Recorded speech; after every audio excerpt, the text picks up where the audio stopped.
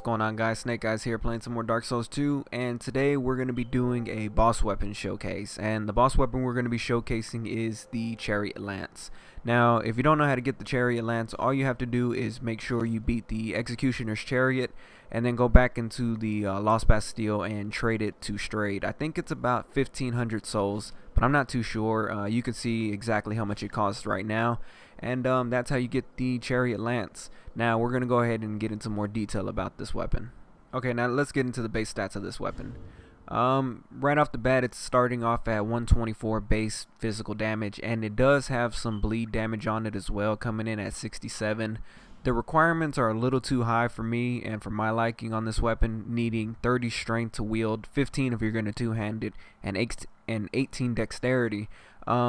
It does get a B scaling in strength, but it also gets an E scaling in dexterity, which isn't the greatest for me because I'm running a dex build, and dexterity is the main skill that I'm leveling up. So for me, this isn't the greatest weapon, and for all dex builds for that matter, this isn't really something that you might want to get. What's cool about this weapon though is that it's an all thrust weapon. It has nothing but thrusting moves as far as the moveset goes, and if you're playing in some tight corridors, this is actually a pretty decent moveset to have. As you can see, with all the swinging and craziness with the other weapons, you can kind of hit them up against the walls and pretty much not really do much. But with thrusting, it's straightforward, it's real nice. Those two were actually the R1 spam and the strong attack. The running attack is actually kind of cool, but as you can see, if you don't have enough strength, he actually kind of staggers himself when he extends the pole arm all the way out. All in all, it's still a pretty decent weapon, but I'll be honest, I'm going to give my honest opinion. With the limited moveset that it has, the requirements that it has as well, and the scaling and whatnot, this isn't really something that I'd recommend for a lot of people. There are better things, better alternatives for this weapon. I was going to get the shield crossbow, but for a weapon showcase, it's not really something that's entertaining to watch. But like I said, it's all up to you. The strong attack as well is kind of cool, but like I said, I don't have the proper strength, so he kind of staggers at the end. If you have the strength and you want to fool around with a weapon like this, then this is probably the best thing you want to go.